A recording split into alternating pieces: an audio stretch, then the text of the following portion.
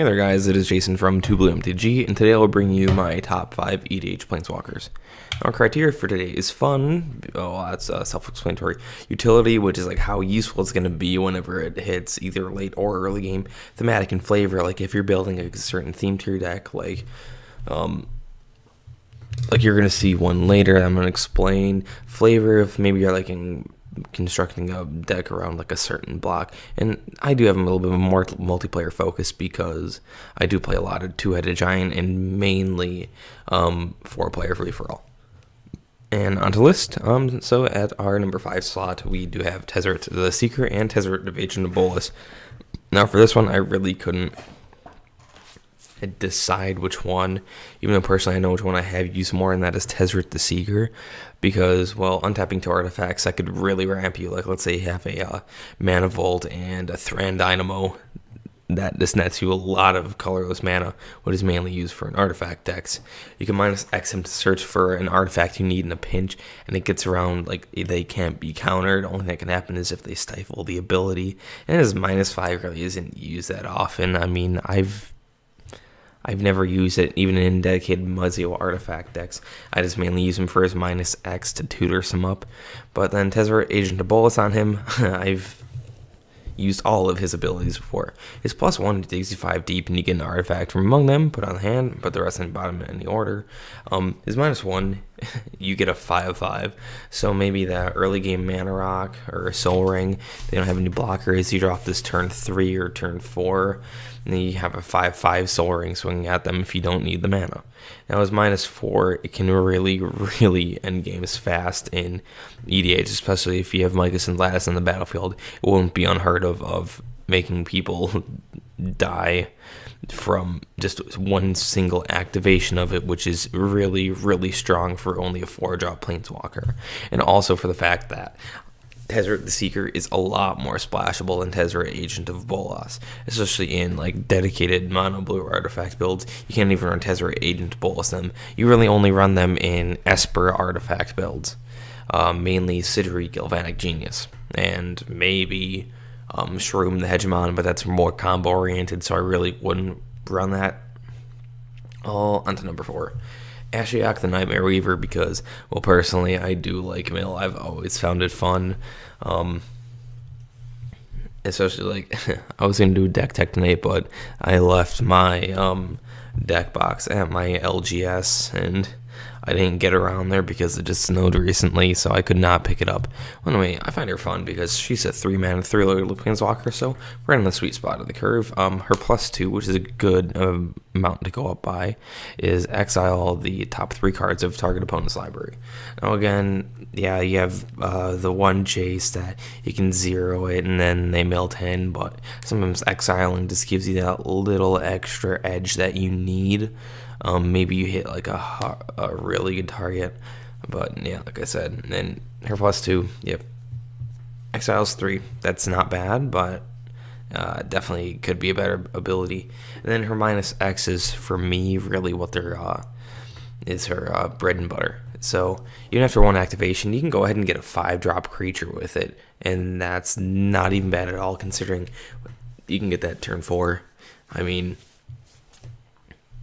that probably won't be too hard, especially if you're playing against creature-heavy decks. There's going to be a pretty good chance you can Ashiok out, the -X off of Ashiok, and especially if you play her into a stable board and you can get her up high enough. I know a few people play the Eldrazi Titans, so there would be no problem for me doing a -10 and getting one of the Eldrazi Titans onto the battlefield under my control. I know they don't exactly cost 10. There's like an 11-12, but, well, there is a 10 now with the new Kozilek, but sorry for the tangent. But anyway, it's not completely unheard of for her to get some bomb threat off of it. And for a 3-mana Planeswalker, it's definitely not a bad investment. Now, Garruk Wildspeaker, the Planeswalker that I can almost come in for free sometimes, using maybe, if you're in a multi-card deck, you have the Karuz from, I want to say, from the Ravnica block. If you tap 2 of them, you can untap both of them and boom, you just pay. Garuk Wildspeaker was free. And it's -1, it brings it down to 2, but you get a 3/3 beast token into play. That's not bad at all. And it's -4 is an overrun. Yeah, that can come out for little to no cost. I mean, you can't do it right away, but it's actually not bad, especially in a creature-heavy deck. That might just be enough to put you over the edge. And untapping 2 lands, he can come in for, I'm not going to say negative mana, but you can net mana by playing him possibly. If you use like a Gaia's Cradle or some sort of mana doubler like Extraplanar Lens, you can really, he's awesome for ramp decks. And really anything that's running green, because untapping 2 lands is not bad. You can at least negate half of his cost, which is completely awesome. Or maybe you get an extra activation off of a Nyx, throw Shrine to Nyx. Or maybe it's really any good utility land that doesn't produce mana. Now next, on to number 2, Elspeth's Sun's Champion. I actually really like this Planeswalker. I've used in multiple control decks, primarily Grand Arbor Augustine and Guafa Hazid, just for the fact of how easy this can be to overwhelm your opponent.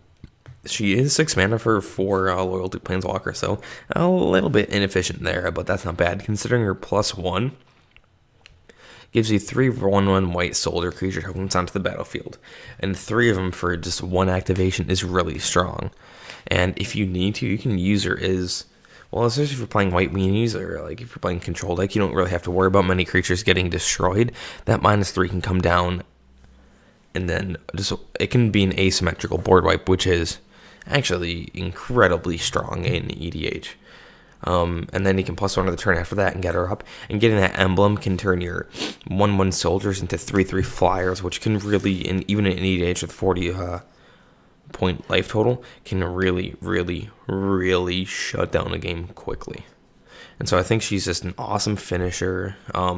Really doesn't have too much flavor behind her. She's good at all points in the game, even if you can drop her early. It's just awesome to have in your deck, and definitely, for me, almost a needed card in the 99 of all decks that I run white in. Not the number 1. I like Koth of the Hammer. I'm not too much of a red player, but when I do, I always try to fit in Koth. And plus, in green-red decks, he does have this hilarious synergy with, Prismatic Omen that makes all lands other basic land types. So, then during your turns, you can tap down all of your lands to start pinging people, -2, adding a red for each mountain you control. That can really ramp you hard, especially in like a mono red deck, or if you're running the dual lands, shock lands, or I know there's some out of Battle for Zendikar that I like have both land types. And +1, you can untap mountains, so they can like net 1 mana. Like I said, if you have mana doublers, he might come out for free or half the cost. Becomes a 4/4, which is actually a decent body if you drop him on turn 4. So yeah, and also his ult, you can get it off relatively easy, and he is just fun. I love playing with Koth. Whenever I slap him down, I just have fun. I might use that -2 to net a ton of mana, or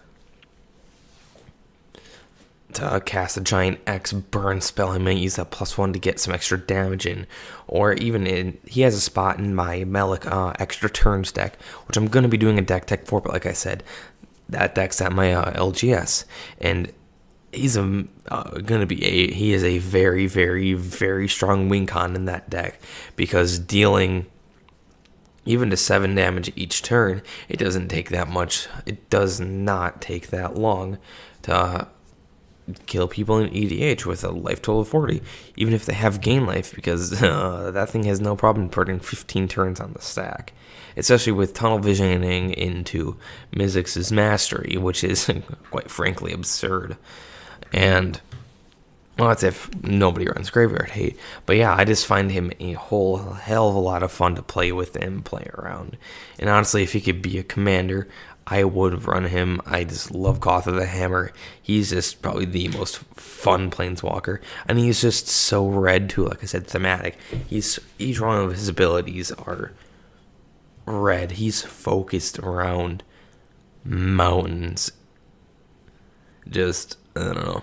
I even think about building some sort of Koth lock deck in Modern to where I run some sort of lock to where it's really hard for you to deal damage to me. Maybe some sort of like Koth of the Hammer and Ensnaring Bridge deck. Or, yeah, probably something like that for Modern. And then just drop a Koth of the Hammer and +1 them enough times. And then to where I can just sit there when I can just ultimate start pinging my opponent down with the mountains. I don't know, he's just, personally to me, the most fun planeswalker to have, and definitely I recommend playing with him if you have the chance. I think last time I checked he's around like $12. But yeah, thanks for watching. Sorry I was rambling a bit on the end there, but like if you liked it, dislike if you disliked it, and make sure you have a good rest of your day. Thanks for watching.